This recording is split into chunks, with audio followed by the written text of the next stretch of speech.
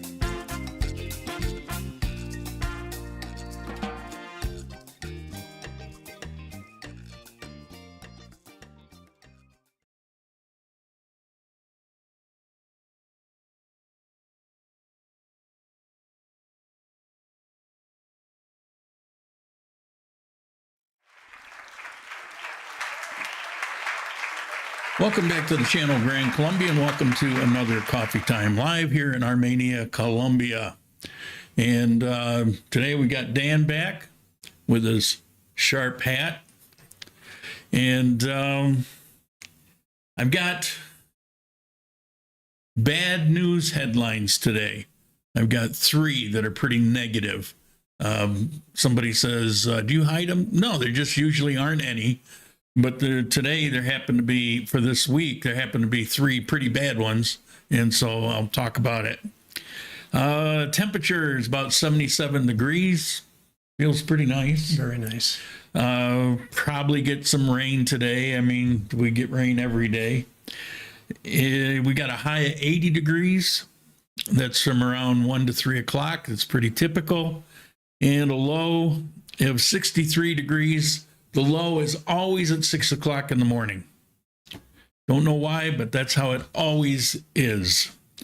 Today, I'll give you a quick update on the school in Cauca. I'm going to do some news headlines.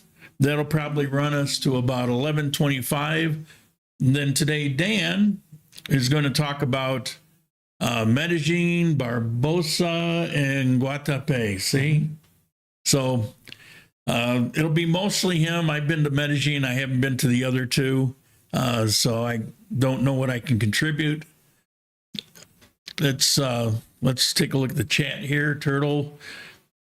What I'm trying to say, Coffee Triangle bound.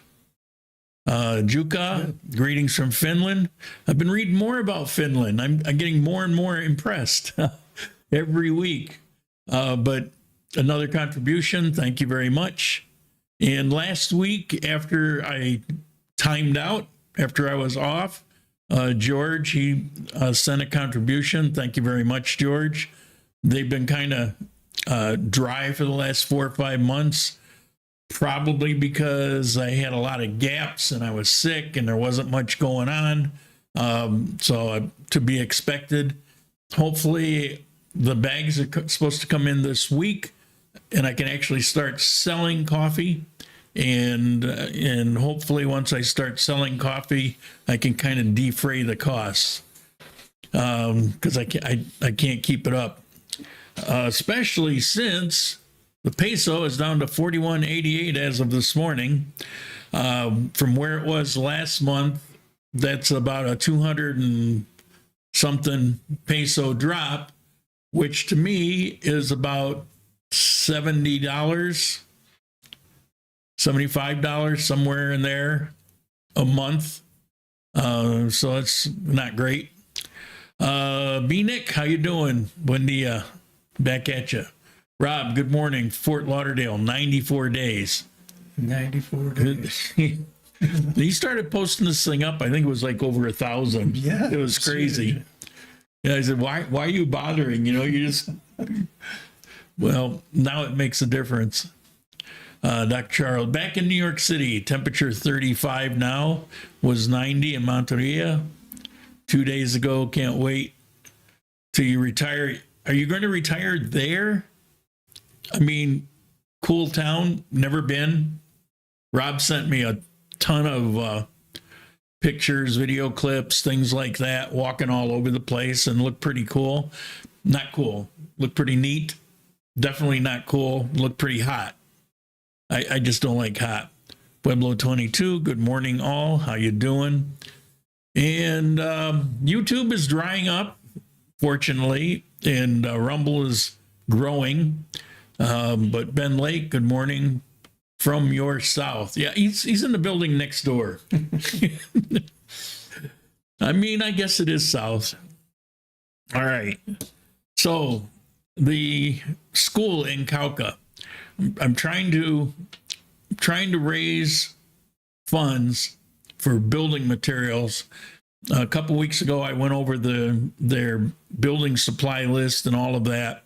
Got a couple donations in. We have all the manpower in the world. They wanted me to. It's kind of interesting because we're being watched by a whole bunch of people down in the Department of Cauca. We're being watched because they know that I put things up about the school and they're excited that maybe they're going to have a school. If you weren't here, I don't want to go through the whole story, but the school, it has essentially no roof. It's got no toilet. It's just walls. And they can't walk to another school. It's particularly dangerous in that area. kids can't be out at night. As an example, period of time, I think it was 3 months. In a short period of time, 27 kids were kidnapped to basically be enslaved by the criminal gangs down there that control that department. And to date, only 4 have been found and returned because they run things. So it's very hard to get them back. And so parents don't want their kids out walking, particularly when it's getting dark. And the grade school that they would need to go to, it's in the afternoon and it's a long hike, and they would have to be coming back. It would be getting dark by the time they would get home. So that's what the reason the school is there. It's just it's been out of commission for the past year. But she put together something out of request from all the people that are there. First of all, they sent a huge thank you. Actually, it was kind of touching and emotional. They wrote out this thing, and it's like, but I don't want to go deep into it. Basically, there's just a lot of appreciation when you contribute, and they would like to know in particular who it is, because I don't know, they want to pray and things like that. But they wanted to send some pictures of where they live, how they live, and the people you're helping and the kids. In this area, there's about 100 kids, but of school age, it's about half of those of school age. So let me show you, it's about a 2-minute video clip. Here we go. Bienvenidos a la vereda Nuevo Carbonero y Seto Los Guayacanes. Vamos a conocer esta gran comunidad. Bienvenidos a nuestra escuelita Nuevo Carbonero. Aquí les mostramos toda nuestra infraestructura y cuáles son los daños más importantes a arreglar. Esta es nuestra infraestructura principal, la cual contiene 2 salones, como están viendo, la cual está en pésimas condiciones, principalmente por el techo que ingresa mucha humedad. Después de observar el video anterior donde se ve la escuelita y su estado, aquí les quiero mostrar cuáles son los niños que van a llenar de alegría esa escuelita y la importancia de ello, ya que muchos han dejado de estudiar por problemas de transporte. Démosle esta gran oportunidad a nuestros niños. Les presento a nuestra comunidad y los padres de familia que se han esforzado por sus propios recursos a arreglar la escuelita. También aquí podrán observar actividades lúdicas que hemos hecho para unirnos más como comunidad. Del que hay que aplastar la flor y reventarle la mata, se volvió palabras Dios, y hay sin hechos 1000 corbatas, y el amor es un amor en la medida que paga. Vamos a mostrar nuestras tradiciones y cultura en base a la unión, tolerancia, respeto, honestidad y amor a nuestra tierra. Se cubrió de sangre y balas, y las nanas de los niños tabletean de metrallas.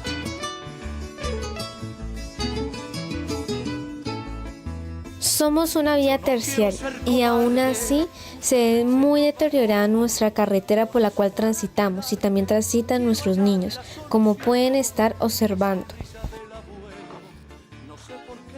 Nuestra economía se basa en pequeños cultivos como es la piña, el maíz, cultivos de café y también cultivos de plátano. Hoy te invitamos a ser parte de este hermoso sueño y poder cambiar la realidad de nuestros niños. Contamos contigo. All right. Yeah. So those are the people, and it's mostly, Sharik was telling me it was incredible to them that there would be people that even knew that they existed and that were willing to try to help them. They just kind of couldn't believe it. These things don't happen. Realized I was watching on YouTube, switched to Rumble. Thank you, Chad. And Chad in YouTube said, hello from Austin. And over on YouTube, Spanglish Angler. I didn't have time today to set it up, but he just bought a farm in Cordoba, which is just south of here, like 10 miles. And it looks beautiful. He sent me some photos, I think about 8 photos. And so, for next week, I'll try to put those up, get some information, maybe how much he paid, if he's willing to say, and how big the land is in the photos, because I know some people are interested in things like that. Okay, so I'll leave the contribution link up there at the top. Sharik is collecting it. So far, they've got some of the roofing material, and they've got some bricks for some bricks that were broken out. But they've still got there's a lot to do. It's like a drop in the bucket. So there were contributions. They're not like it's huge, but It's critical, though, because otherwise these kids are not going to get any education. yeah. And, their job will be go work with the criminals or stay on the farm. Okay, so enough of that. Let's get to the news topics. Okay, the first negative one is there was assassination here in Armenia this past week. Renowned social leader and journalist was murdered in Armenia. And a friend of mine, his neighbor in the building, was out and about and saw when this happened. And it actually had a few more details than what was in the newspaper. It was 2 men on a motorcycle. They said in the newspaper that he tried to get away and was shot by the 2 men. Well, that's true. But some of the detail was he actually tried to get away, tripped and fell. They got off the motorcycle. One of them got off the motorcycle and shot him twice in the back of the head and took off. So it was definitely a hit job. Of course, nobody knows why. It's huge news in Armenia because these things, they just don't happen here. But, it happened. Nobody really knows why. And I got more bad news. We'll cover that in a minute. But here's a bit of nice stuff. I used to live on Centenario, and it's a 4-lane with a median, and they would typically close down 2 of the lanes, and on those 2 lanes they would have exercise classes. It would be a bike trail. People be out walking their dogs, families kind of strolling. It's a Sunday thing, and it goes until in the afternoon. Manizales, they would do this on both sides of the road of the main of 23. Best place to live in Manizales, and they would do it up there on Sundays. I lived there for a while, and I lived on Centenario and saw this. Centenario is kind of a pain in the butt because, I try to get out, and it's like, it kind of messes with. Don't plan on doing anything till it's over, basically. But it stopped for a while. I wasn't even aware that it stopped for a while because I'm not living over there, so I don't pay attention. But it's back on, and so I'm happy to see that it's back. It's a pretty cool thing, actually. All right, and this is good news. You read that for me. I have to look something up. Popular Economy for Change, the commitment to end the drop by drop. Now, for those of you who don't know, I haven't seen this news, so I don't know the context here, but the drop by drop is what they refer to the loan sharking. Yeah, it's because they bleed you to death, drop by drop. Yeah, so they say it's gota in Spanish means drop, and that's exactly it. Loan sharking is a thing here. I know handful of people that have had to get loan shark loans, and once you get one, it's not impossible, but extremely difficult to get caught back up because they charge so much interest, and they tend to be pretty violent. So it's a bad thing, and it's all over Colombia. And so there's money that has been set aside, a pretty huge amount, about 100, and that's why I had to quick check on the calculator, $113 million, as in dollars, or 500,000 million pesos,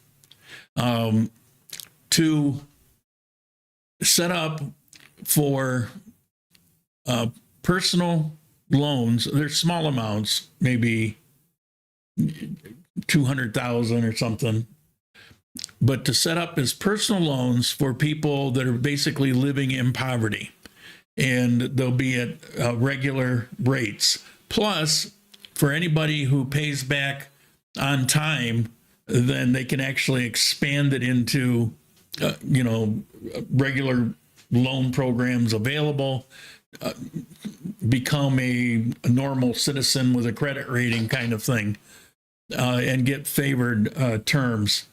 So that's pretty awesome, because the people don't have to turn to loan sharks and can go, to the bank and do a little paperwork and, get over the crunch of whatever has hit them. That's a real positive thing, because the people I know that have had to get those, at one point or another, they're always in a panic mode at one point during that process until they get caught up in it. So that's pretty sweet. All right, now we're to some bad stuff. All right, here, Caratumbo. Operations lead to the recovery of 20 minors, kidnapped kids, and the subjugation of 84 guerrillas. Now, these 84 guerrillas actually surrendered. Along with them came a ton, literally a ton of explosives, plus mortar rounds. There was like several hundred mortar rounds and machine guns and rifles and tons of ammunition, way more than for the 84 guerrillas. There was basically like a weapons depot. And if you want to know where it is, it's one of those areas that I always tell you never go. If you look at this map, look at the very top, you'll see that little egg-shaped area. That's around Cucuta. And it's right on the border of Venezuela. And right in there is a national park. The criminals love national parks because there's little to no population. And so they've set up their home base basically in the national park, but they're going into these towns. Now, what's happening here is that area has been controlled by the ELN.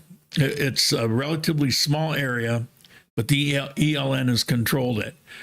If you go back about 6 months ago, there were meetings between the FARC, who's in the south part of Colombia, and the ELN, trying to join forces, who knows what.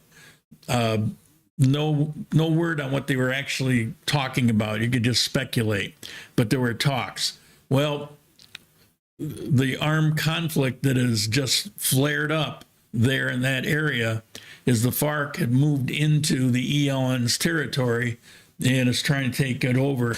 There's been a lot of people that have left that area, thousands of them. I think I read 10 or 12,000 people that live in the towns along the edge of that area, along that border.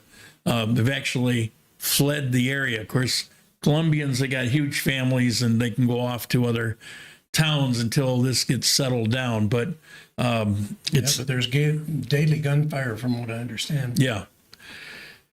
Well, that's why they're leaving. So it will settle down at some point.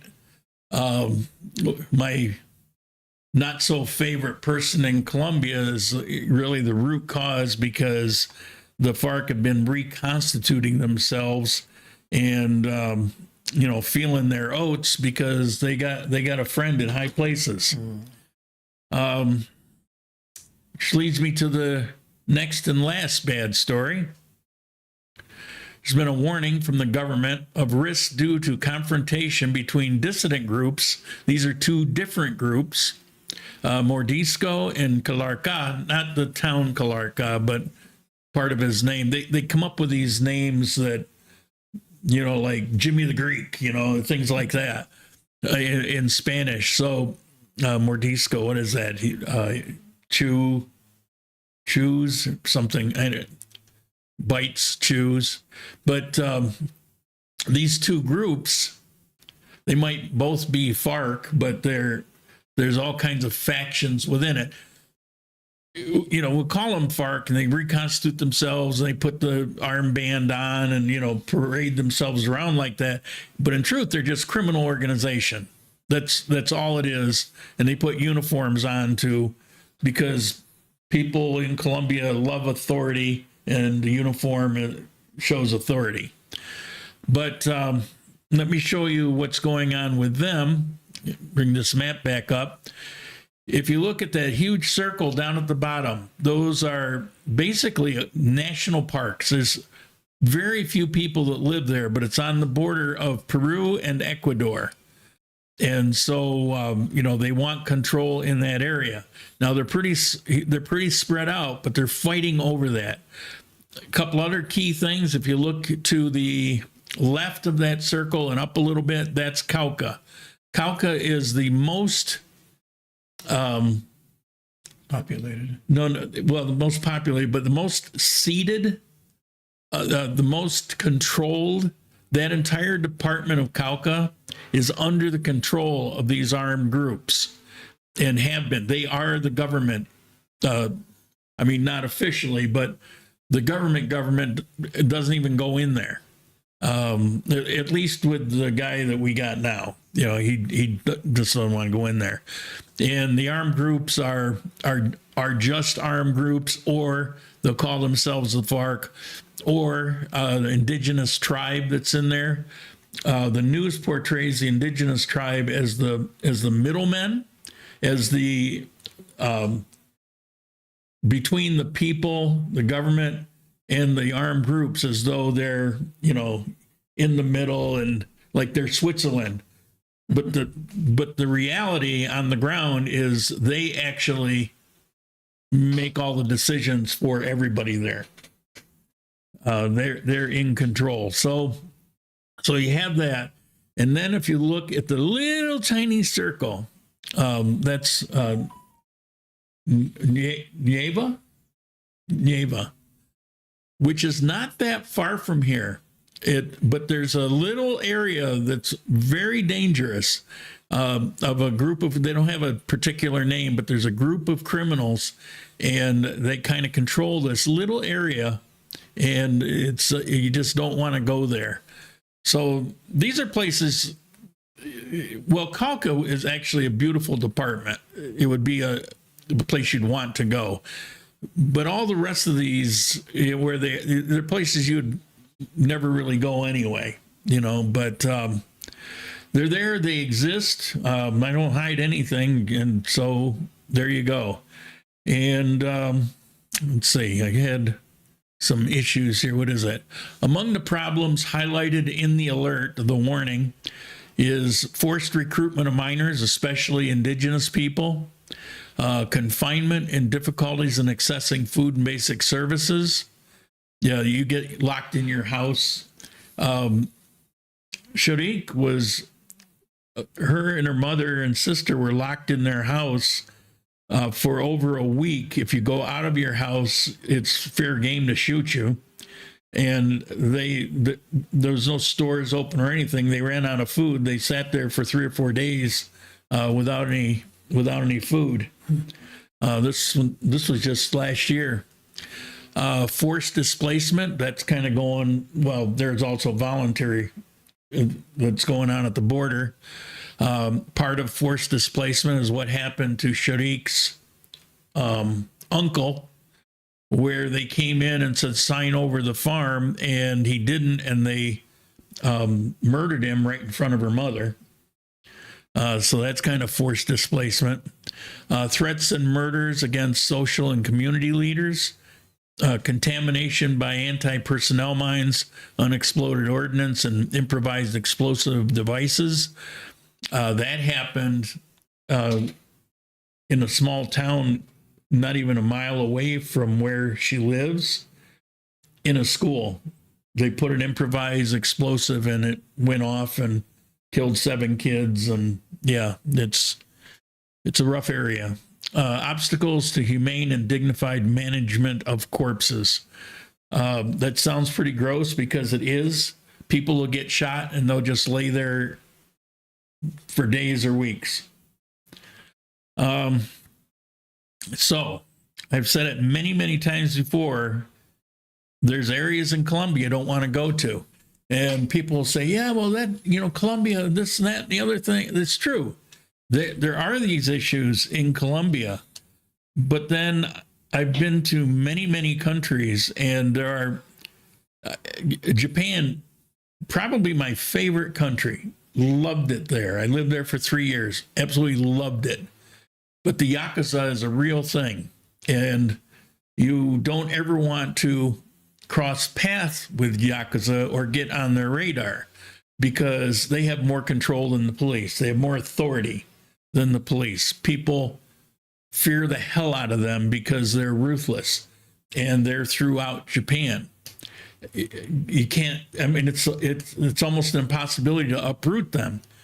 Of course, they're not all that stupid. They keep any kind of violence amongst themselves or amongst somebody across them, but it's very specific. They're very careful about no collateral damage, not going into the populace. And so they keep everything kind of tamped down. So they've existed for hundreds of years.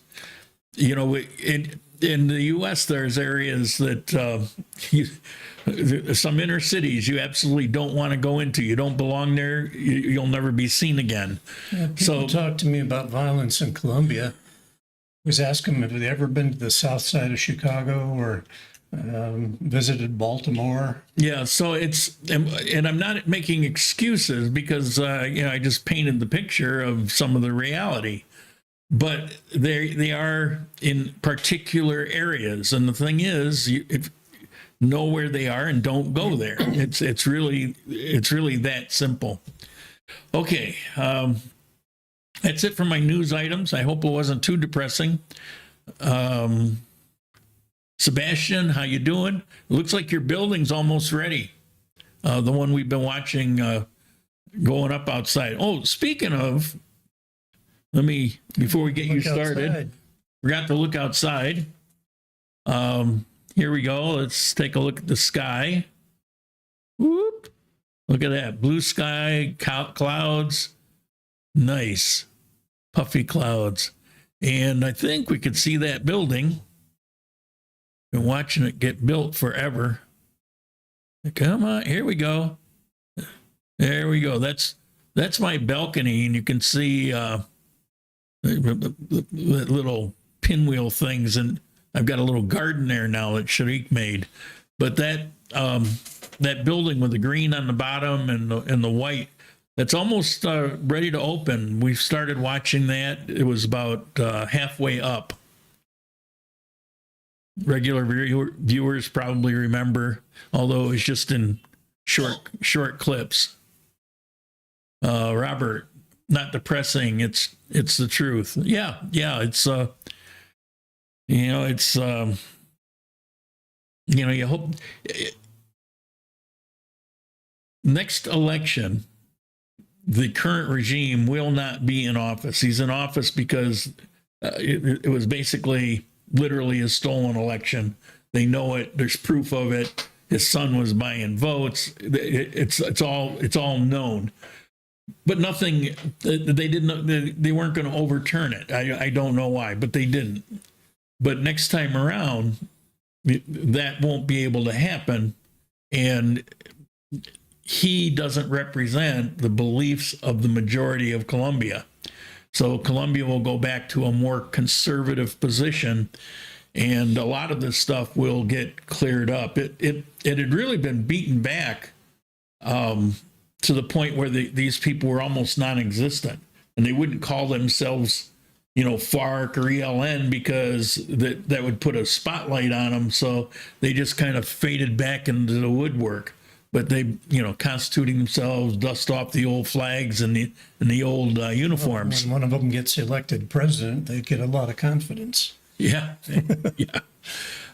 Meditation World Knowledge. Hello from Agua Chica. How you doing? Now in Rumble. Awesome. Okay. So now we're going to go visit, and I don't have a lot to say. Like I said earlier, I've been to Medellin, and I have my basic opinions about it. I don't know it really well, and I haven't been there in a number of years. But you live there, right? I lived there for about 3 years. And so having lived there and visiting some of the areas of interest, today he's going to talk about Medellin, Barbosa, and Guatapé. So have at it. I got some pictures. I'll put them up. And I invite anyone who has questions about anything in that area or even anywhere else in Colombia. We'll focus in on this area. Yeah, but we're happy to answer questions and help you focus in on what's important to you. We all have different likes and dislikes. And I think we want to avoid giving too biased a viewpoint, because I think I can say that Lauren and I both may be a little biased against large cities. Yeah, I have no problem giving a biased viewpoint. Yeah. But I tell people it's my life, my experience. What else would I know? But I know there are people who love large cities. That's what they're used to. And so, it's not, if we give an opinion and it sounds too opinionated, just recognize that's where it's coming from. Because I'm opinionated. If you're a city lover, there are two cities that I have really enjoyed, and they both changed a lot since then. Probably just like wherever you live right now has changed a lot. Just in the past 10 or 20 years, I think most of the world has changed dramatically.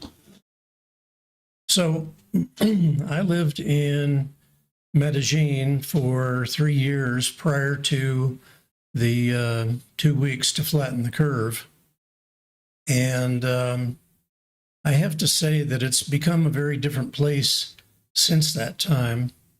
I made trips back thinking to try to move back to Medellin, and I've abandoned that plan at this point. I'm not going to be moving back to Medellin as far as I can see. Street crime really sprouted about a year after COVID. Yeah, actually crime, there become several new specialized types of crime. And I've heard a rumor, it's only a rumor, I don't have any supporting facts, that somewhere within the power structure, which probably means the government, there's actually some protection and support for some of these criminals. Medellin has a fairly extensive camera system, and they have frequently captured criminals based on video of the crime and then following their vehicle for many, many kilometers and stopped them while they're still escaping from the crime scene. So they have lots of resources. And so when a tourist gets drugged and robbed, and then they have photos of all these people coming out of his apartment, you wonder why some of those groups never seem to get arrested. And that's where the implication is that somebody doesn't want them arrested. So there's become some specialized kinds of crimes that go on. And it's not just in Medellin, kind of focusing there today, but It's in all of the larger cities in Colombia. So that's one reason why I think I could say that we're kind of biased against large cities when you. I just don't like people. Well, apparently they don't like you either because they kicked you out of. Yeah, I can't go to my coffee meetings. So That hurt. I'm sorry. Just seemed funny at the time. Yeah. But large cities are going to be where there tend to be larger criminal organizations, and it's interesting. I was watching a couple of YouTube videos this past week, and a young guy in his early 30s, probably from the U.S., was talking about how he was visiting Medellin, and he was just out having a good time, and it all seemed innocent and crazy to him that anything went wrong. Well, he was using his phone translator to talk to a guy that they were watching a sporting event at a bar, and he would do a translation, hand it to the stranger. The stranger would hand the phone back, and it was locked. So he would unlock it again to do another translation, and then hand it back to him, and he'd hand it back to him, and it was unlocked. It was locked. So he realized later the guy was watching carefully so that he could see what he had to do to unlock the phone. Well, don't go out drinking with strangers. I mean, it's just a risky proposition. So he ended up drugged and needing stitches on the back of his head, and he just couldn't understand. In his mind, he hadn't done anything wrong, and yet he invited that entire situation from carelessness. So, If you haven't traveled, and a lot of people will come here, it'll be the first time they've ever traveled. But if you haven't traveled in your life, or maybe you went to Cancun for a week and that was it. Stayed at a resort. No matter where you go, it could be England, it could be France, it could be anywhere, because the things that you're talking about apply everywhere. Yeah. It's a matter of situational awareness. You need to know how to operate wherever you're going to be. You need to know how to operate. There's certain things you just don't do, or you're inviting problems. I wouldn't pin that in particular on Medellin. I would say that was anywhere. Even here, I wouldn't recommend people get drunk and walk around down in Central from 1, 2 o'clock in the morning. Mm-hmm. It's just wear a big sign saying, "Hey, I'm a sucker. Take me. Take me out." But was there anything? What did you like about Medellin? You were there for 3 years. I mean, you had to like something. Well, when I first went there, I avoided areas with tourists. I actually stayed in a hostel for a good while where I met foreigners and I met Colombians, but it gave me a chance to practice my Spanish, because when I had lived in Nicaragua, everybody I knew spoke English and I didn't learn anything. So then I got a more permanent home, and that was in El Poblado. And I did not enjoy living in El Poblado. That is the most touristy area of Medellin. And the sidewalks, it's hard to walk around there. It's hilly. And I lived on one of the major streets, Calle 10, and 3 and 4 in the morning, when the bars are all closing, you've got noisy drunk people heading down to the I don't know, I think the metro's not running at that hour, so I don't know where they're all going, but they're noisy, and it was not a pleasant experience. So I moved right across the autopista into a barrio called Barrio Santa Fe. This is a middle-class family neighborhood with dogs and kids. And I had a Canadian housemate, and we were the only gringos within 2 miles in any given direction. I really enjoyed living there, and you could walk to everything that you needed. You had, multiple grocery stores, and everything that you needed was basically within walking distance. So the city of Medellin has a feature that most cities in Colombia do not, and that is their metro system.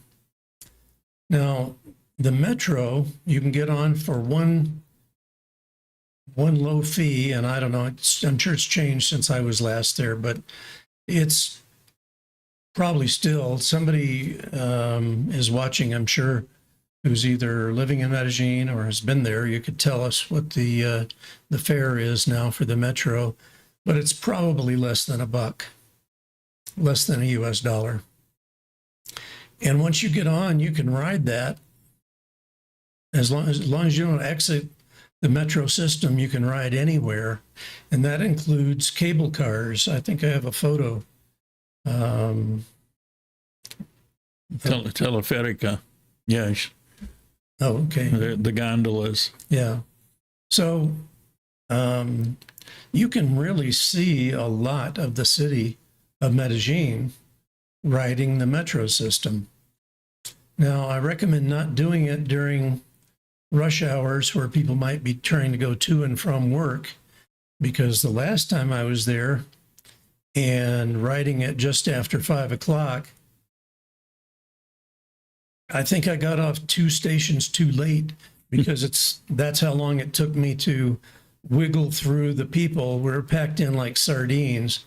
And I literally saw a guy who heard the tone that the doors are about to shut, and he went and just threw himself against a wall of people and was plastered there as the doors closed.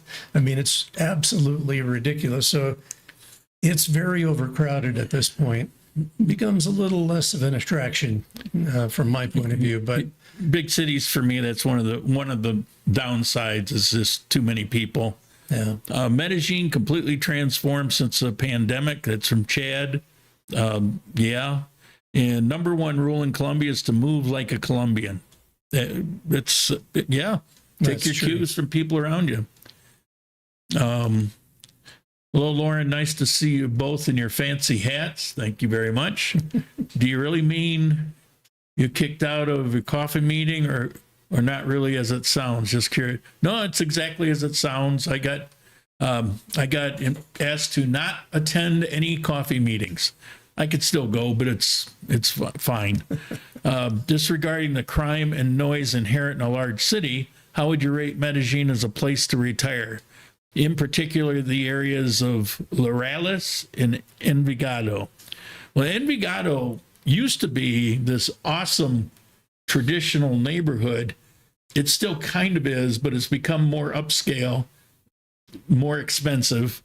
Lorales, everybody goes there. I mean, they go there for a reason. It's a lot more flat than Poblado, so it's a lot easier to walk around, and everything is there. For me, it's not a place to retire. It's a place to visit. It's just way too. I wouldn't live in New York City either. It's just way too crowded. The traffic is absolutely insane there. Forget that. And there's pollution. I would have days where my eyes would just be burning out of my head, and then you get a couple days where the air is crystal clear. It's just the nature of the land there. let's consider looking at Medellin not as just the single city, because there are certain advantages to retiring in or near Medellin, which is, tremendous hospitals and other things that would be a benefit. But we're going to mention some other places around the outskirts of Medellin. These are a couple of photos I took. Oh, and that's why I wore the hat. See, you were just trying to show off there. That's what my wife thinks. Yeah. And she's not happy with me for that photo right there. But this was a little trip, just a 3-day trip to Barbosa, which is an hour and a half, maybe, northeast of Medellin. But you're still basically within striking distance to get to Medellin easily. So any of the advantages of Medellin are still accessible to you, but you don't have to live in the city, which is located in a valley, which tends to trap heat and pollution.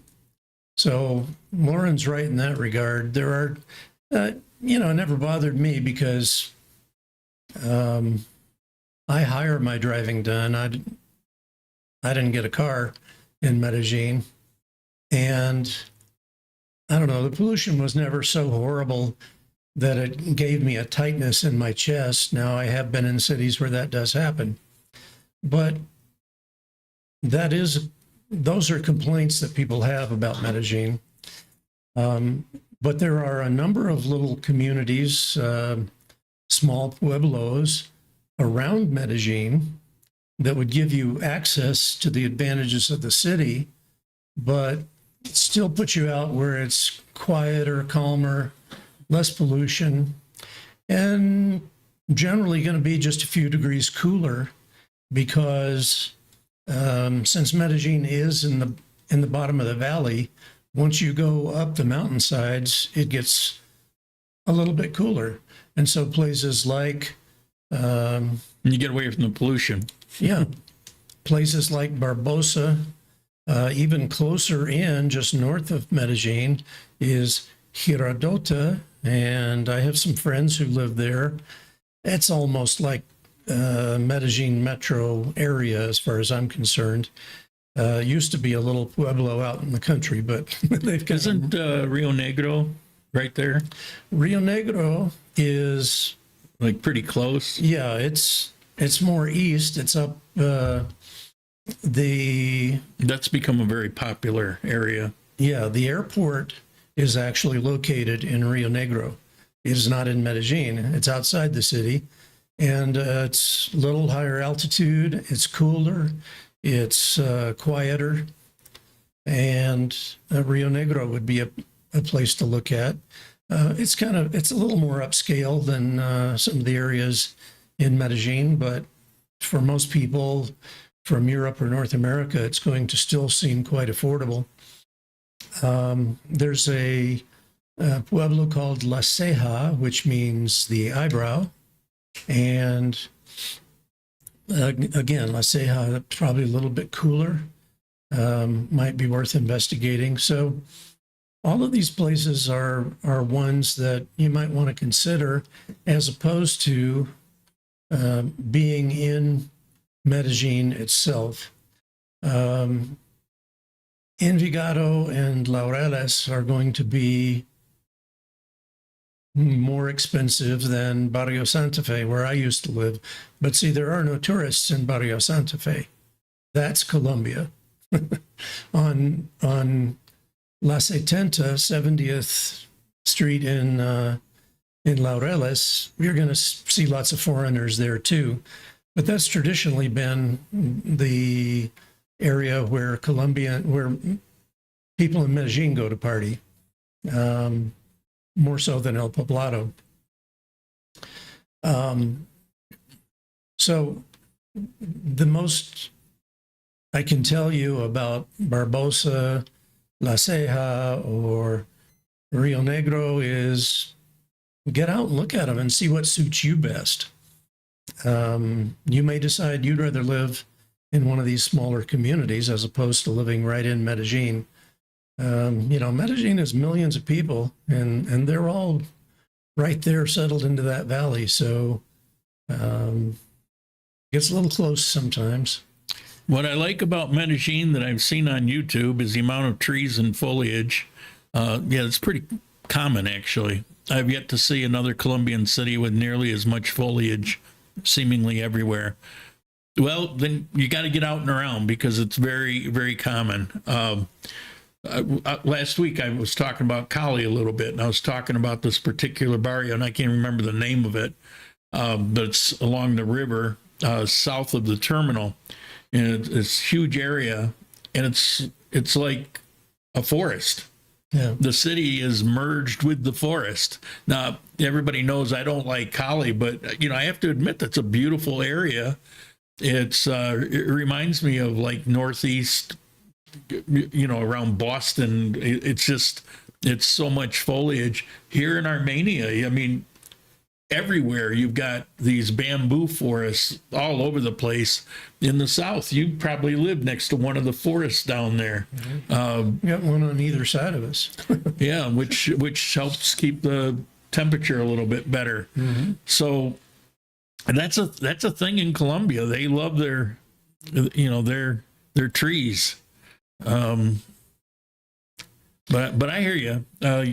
So while we're talking about the region of Medellin, let me mention Guatapé, which is a popular attraction. And if you're going to spend any time in Medellin, you should certainly at least take a day trip out to Guatapé. And I recommend maybe not doing it on a weekend because it does crawl with people on the weekends. But these motochivas are an inexpensive and fun way to get around. And it's just about 2 hours by bus out of Medellin. And it's a very colorful little town. There's a lot to do, everything from water skiing to zip lining. And it's just a really pleasant place to visit. I even considered the possibility of moving there, which was one reason. Also, I was investigating Barbosa. I had kind of determined I was going to move out of Medellin and try a smaller city. But then I met Bridget, and she had family in Ibagué, so I was game to give that a try. And that's when I ended up in Armenia. Yeah, well, you lived there, what, a year? In Ibagué? I lived 3 happy years in Ibagué. Oh, did you? Was it that long? And then we had El Nino, and then I lived 1 hot year. And that's when I decided to move.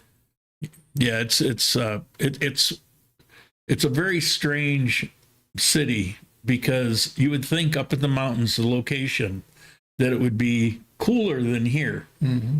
And it's like 10 degrees hotter or more.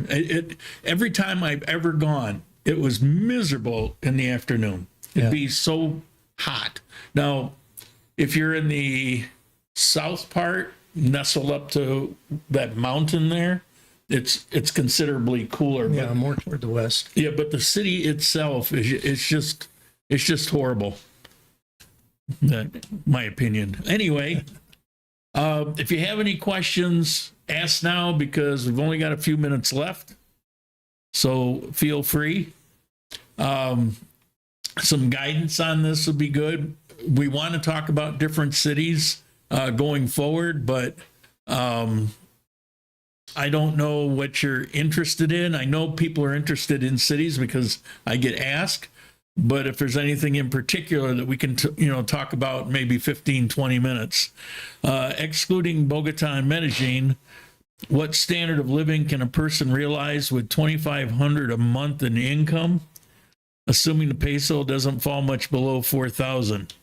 An excellent quality of life. I would feel rich. Sure. I live on nearly half that, and I have a nice life. I actually live in a. It's turned into a very nice barrio. It's becoming more upscale. The rent here was high. It's becoming the norm, fortunately. They can't raise it much on me, so I'll end up staying here, but at least one more year. But my rent's now up to 2 million pesos, $500, something like that. I support a family of 3 on about $1,500 per month. And so any income above that I can save or use on special projects. Yeah, 2,500. I can't even imagine. Now I have a couple friends here that have that kind of money, but they can't spend, they waste a lot of it. They do a lot more trips, maybe fly off to some place. That's a lot of money here. Yeah, I have friends who spend 2.3 million on rent, and they just spent 4 months in Canada. I think they're still paying rent here. So there's no amount of money that you would be unable to waste or spend, but you could live very comfortably on $2,000 a month and save $500 a month for who knows what. Do those satellite towns you mentioned have good hospitals as well? Not really. They'll have a clinic. They'll have like some kind of medical half-step service. The hospital, the good hospitals that, let's say you had a heart attack, you're going to want to go, to a city hospital where they have everything, all the equipment. If you're in a small town, I mean, it's like in the U.S., small towns don't have hospitals. You can't afford to do that. So you'll have a medical service. You probably have a little clinic. You have a pharmacy or two. But if you have anything serious, then you're going to have to go to a city, which could be, depending on where you live, half hour, 2 hours. That's something. If you're concerned about that, then you want to get closer. Now, one of the things I like about Armenia is we're about 300,000 people. That's a small city. Plus, the way it's laid out, living in the north, it's like living in a small city of about 20,000 people. It really has that separation. And actually, parts of Armenia, other parts of Armenia kind of feel like that. On Centenario, you feel like there's maybe 500 people, and areas near where you live, it can be like that. It's almost separated. So you can find situations where you're 15 minutes from a hospital, but you don't feel like you're in a city. Yeah, I think a few miles south of here is where most of the medical complexes are concentrated. You could find something in that area and be within. Well, for me, it's the new hospital is less than 10 minutes. The old hospital is about 10 minutes. That's maybe a mile. Yeah. And then if you go to Parque Fundadores, there's so many medical clinics there, and clinics here are like small hospitals, but some of those clinics are actually fully furnished CAT scan machines. There's one that I went to, I did a video on that was 8 or 10 stories, all entirely for this particular clinic. And they had all the lab equipment, everything you could want in a hospital, they had there. So Armenia is particularly strong with medical. Every place isn't like that, but of course, Bogota and Medellin are. But even there, depending on, like in Bogota, depending on where you live, you might have a much longer trek to the hospital than if you live in a place like this. And more of a traffic. I got two within 10 minutes, and then I've got all those clinics. So so you gotta check them out. But no, you're not going to find full-blown hospitals in these small towns. Dan, how about a conversation some other time? I would like to learn more about Rio Negro. Are you familiar with the different neighborhoods, better ones close to shopping, etc.? That's Turtle. And give him a call. Yeah, you can do that. I'll send you his number. Yeah, Lauren has my number, and just give me a call on WhatsApp. All right. Well, we've done our time. So last thing I have to say, I think, is go Bills. And then, the last thing I have to say is actually go Bills. And they went last week. Anything else? Last week, but they're up again today. Yeah. If they win today, this is the AFC Championship. If they win, they go to the Super Bowl. Pretty amazing. Turtle says cool. Any last words? No, I wish I could think of something profound. All right. Well, I will see you next week, and we'll be talking about the Bills going to the Super Bowl. Sharik will be back. She comes back tomorrow. She's bringing her brother and her mother. They're going to be here for a couple days, and then they're heading back. And I guess that's it. So, Goodbye. See you next week.